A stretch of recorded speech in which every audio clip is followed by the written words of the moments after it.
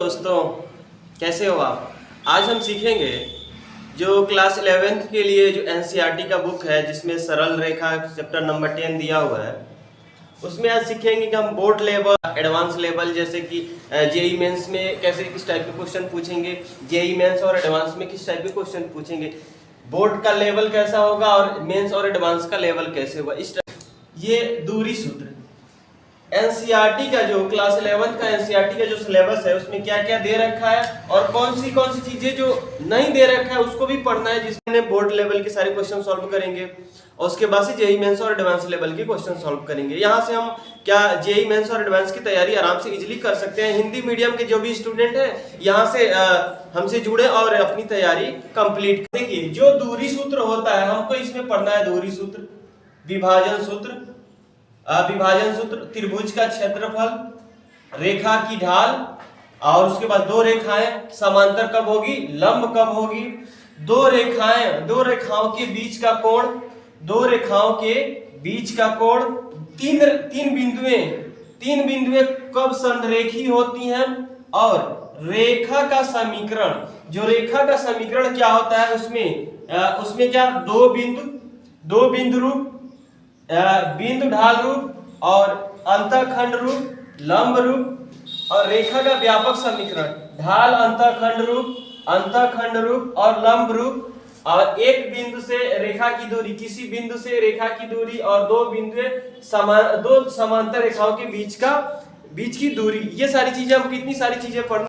बाल्टी है उसमें इतना आपको ये बोर्ड वाला है, इतना और पढ़ना है जो जेई मेंस के लिए, जेई मेंस और एडवांस, यानी बहुत ऐसी चीजें जो इसमें नहीं है, आप एनसीईआरटी में नहीं है। इसको हम क्या करेंगे, पहले इन सब के सारे क्वेश्चन सॉल्व करेंगे, उसके बाद से समझ लीजिए आपको इतनी सारी पढ़नी है।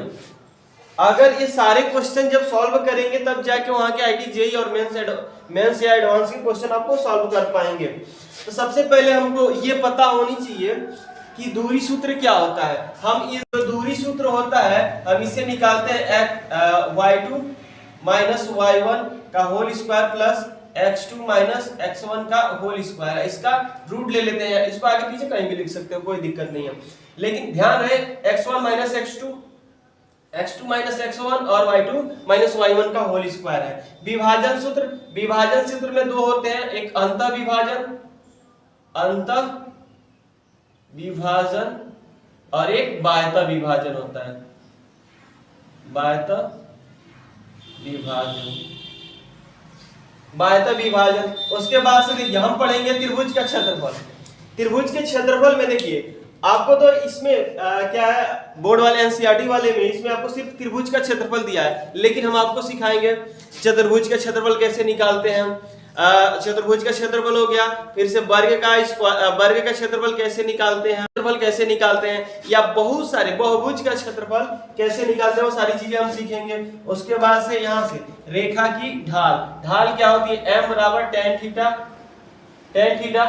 ये इसकी ढाल होती है। थीटा बराबर मान लीजिए 60 दिया हुआ है, m का मान क्या होगा tan 60 यानी कि √3। यम का ढाल का मान कितना आ गया, √3। वैसे ही अगर दो रेखाएं समांतर कब होंगी, दो रेखाएं समांतर कब होंगी और लंब कब होंगी, दोनों का प्रतिबंध। देखो अगर कोई रेखा दिया हुआ है जिसकी ढाल m1 है और दूसरी रेखा m2, जो दोनों की जो ढाल है, प्रवणता है, जो दोनों की प्रवणता है वो क्या आपस में बराबर हो जाए।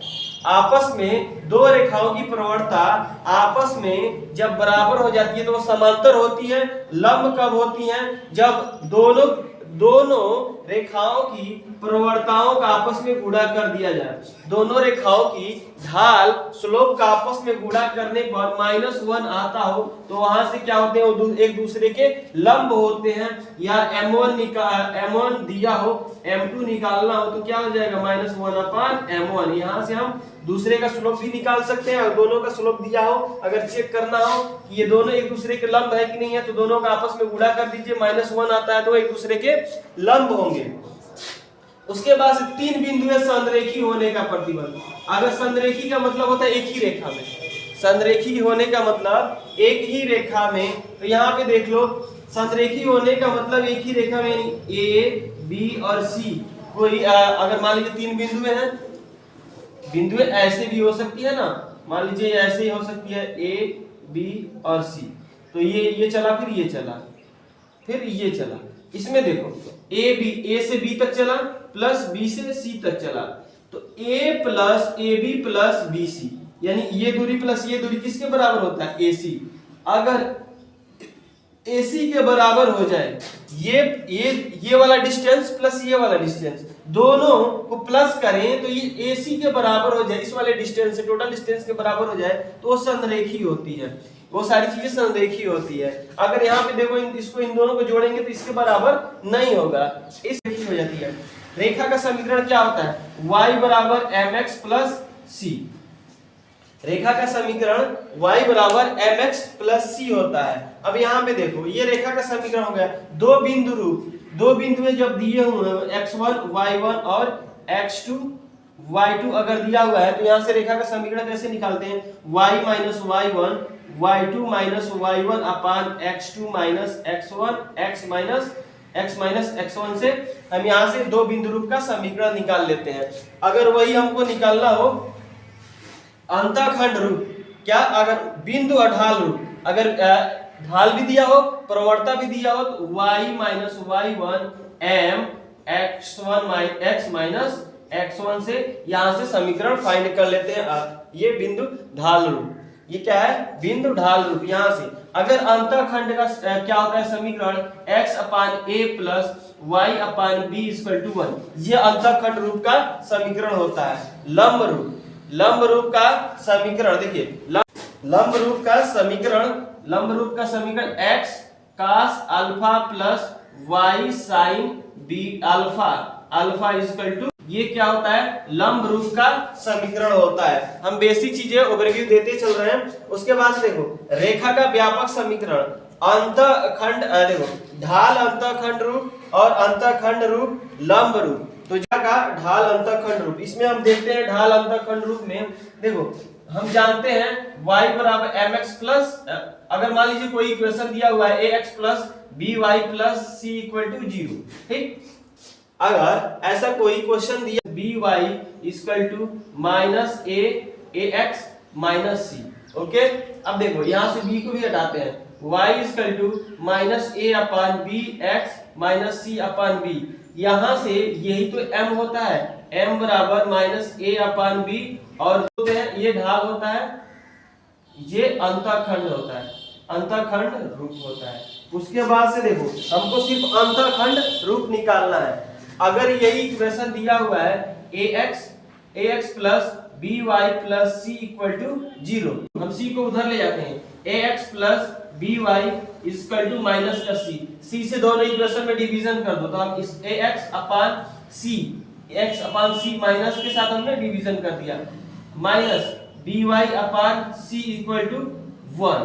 अब देखो इसको हम नीचे लेके आते हैं, x upon c upon a minus का c upon a plus y equal to c upon b, ये माइनस के साथ इक्वल टू 1। ये देखो ये इसको बोलते हैं अंतःखंड रूप।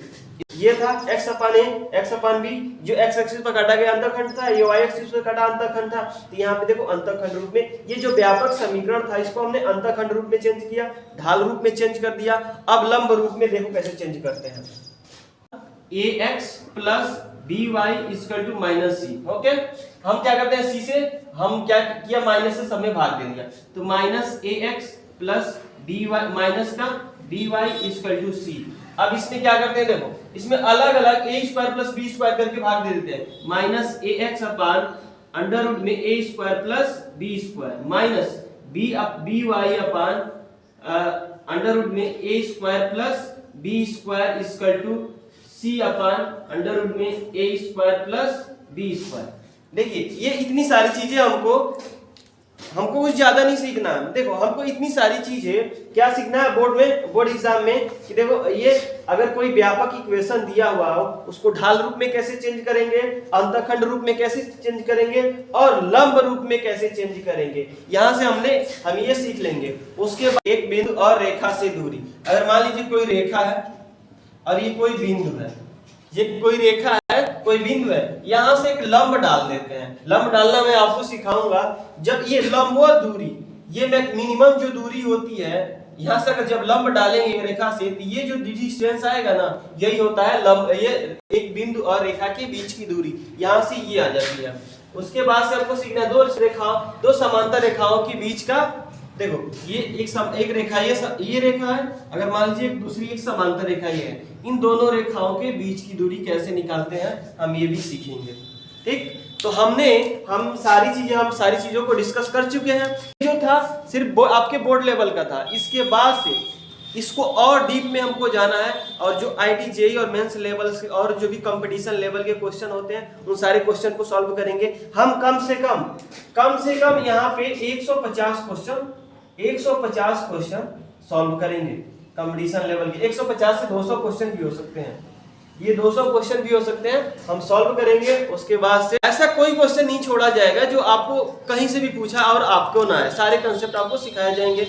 एनसीईआरटी का जो बोर्ड लेवल का टॉपिक था उसको हमने कवर कर लिया। अब ये जो टॉपिक हमने लिखे हैं वो जेईई मेंस और एडवांस के लिए, जेईई मेंस और एडवांस के लिए है। देखिए यहाँ पे एक्स्ट्रा क्या कौन सी चीज है, कौन सा टॉपिक कवर करना पड़ता है आपको। देखिए, दो रेखाओं का प्रतिच्छेद बिंदु, दो रेखाएं एक दूसरे का प्रतिच्छेद बिंदु। आपको फिर से पहला टॉपिक हुआ। दूसरा टॉपिक दो रेखाओं के प्रतिच्छेद बिंदु, जैसे ये दो रेखाएं, इसका प्रतिच्छेद बिंदु से होकर जाने वाले रेखा का समीकरण। अगर कोई दूसरी रेखा इसके प्रतिच्छेद बिंदु से होकर जाए तो उसका समीकरण क्या होगा। दो असमांतर रेखाओं के प्रतिच्छेद बिंदु के बीच का कोण, जैसे ये दो असमांतर रेखाएं हैं, इसके बीच का कोण, ये कोण या ये कोण निकालना, या ये वाला, इसके बीच का कोण निकालना होता है। दो समांतर रेखाओं के बीच के कोण अर्धकों का समीकरण, जैसे दो रेखाएं हैं, इसके बीच के कोण अर्धक, जैसे ये वाला कोण है, ये कोण आपस में क्या हो, बराबर हो, ये वाला कोण अर्धक। तो दो रेखाओं के बीच के कोण अर्धक का समीकरण भी पढ़ना है। फिर से किसी रेखा के सापेक्ष बिंदु की स्थिति, अगर मान लो कोई रेखा है, ये कोई रेखा है, इसके सापेक्ष कोई बिंदु है, इधर है या इधर है, मान लीजिए कोई बिंदु होगा, या तो इस साइड में होगा या तो इस साइड में होगा, तो ये बताना है कि वो बिंदु किस साइड में है। इसको कैसे हम करते हैं, ये सारी चीजें। उसके बाद से रेखा के सापेक्ष दो बिंदुओं की स्थिति, अगर कोई रेखा है तो रेखा के सापेक्ष दो बिंदुओं की स्थिति आपको बतानी है। यहाँ पे एक बिंदु की स्थिति बतानी थी, यहाँ पे दो बिंदुओं की स्थिति बतानी है। रेखाएं संगामी, देखो तीन रेखाएं संगामी कब होते हैं इसके बारे में हमको पढ़ना है। संगामी मतलब एक के ऊपर ही एक, अगर ये तीन रेखाएं एक ही के ऊपर, तीनों एक ही ऊपर हो तो संगामी रेखाएं होती हैं। सतह पर परावर्तन, जैसे मान लीजिए ये कोई सतह है, इस पे ये रेखा आई और परावर्तित होकर चली गई, तो यहाँ से ये सतह से परावर्तन, इसके बारे में भी पढ़ेंगे। उसके बाद से पढ़ेंगे किसी बिंदु का रेखा के सापेक्ष प्रतिबिंब, जैसे मान लीजिए कोई रेखा है, ये कोई बिंदु है, इसका प्रतिबिंब इसका प्रतिबिंब है ये। उसके बाद से कह रहा है दो रेखाओं के मध्य कोण समद्विभाजक, दो रेखाओं के मध्य कोण समद्विभाजक का समीकरण, जैसे ये दो रेखाएं हैं, इसका मध्य कोण समद्विभाजक, मतलब ये कोण और ये कोण आपस में बराबर हो, ये वाला एंगल और ये एंगल आपस में बराबर हो। उसके बाद से कह रहा है न्यून कोण अर्धक, अगला टॉपिक है न्यून कोण अर्धक एवं अधिक कोण अर्धक का में विभेद करना। जैसे ये दो रेखाएं हैं, तो इसमें कौन न्यून कोण होगा, अर्धक होगा, कौन अधिक कोण अर्धक होगा, कौन सा अधिक कोण अर्धक होगा, कौन सा न्यून कोण अर्धक होगा, तो ये इसके बारे में हमको पढ़ना है। फिर से किसी बिंदु को रखने अथवा नहीं रखने वाले कोण, जैसे मान लीजिए ये कोई एंगल है, तो ये जो कोण है किसी बिंदु को रखता है या कि नहीं रखता है, किसी बिंदु को रखता है या नहीं रखता है, इसके बारे में पढ़ना है। या यहाँ पे कोई बिंदु है, तो ये जो एंगल है, ये इसमें एंगल में बिंदु है या नहीं है, पॉइंट है या नहीं है, इसके बारे में भी पढ़ना है। रेखा समूह के बारे में भी पढ़ना है। उसके बाद से सरल रेखाओं के युग्म को प्रदर्शित करने वाले द्विघात का व्यापक समीकरण। देखो इतनी सारी टॉपिक पढ़नी है एक्स्ट्रा जो आपको पढ़ना है। इसमें बहुत लंबे लंबे क्वेश्चन आते हैं, इसके बारे में सारी चीजें आपको पढ़ाई जाएगी। देखिए इस एक यूनिट से आप समझ सकते हैं कि जो बोर्ड लेवल का क्वेश्चन होता है और जो एडवांस और जेईई मेंस और एडवांस के लेवल का जो क्वेश्चन होता है उसमें काफी डिफरेंस होता है। देखिए यहाँ से जो क्वेश्चन पूछते हैं बहुत लंबे लंबे क्वेश्चन, आउट ऑफ क्वेश्चन होते हैं। ऐसे ही हम हर यूनिट का, हर टॉपिक के हर यूनिट का हम क्या करेंगे, पहले बोर्ड लेवल क्वेश्चन को सॉल्व करेंगे, फिर उसको एडवांस लेवल के क्वेश्चन को सॉल्व करेंगे। ऐसे ही सारे हैं कि आपको समझ में आ चुका होगा कि हम पढ़ाई का स्ट्रेटजी क्या होगा हमारा, हम कैसे अपनी तैयारी कंप्लीट करेंगे।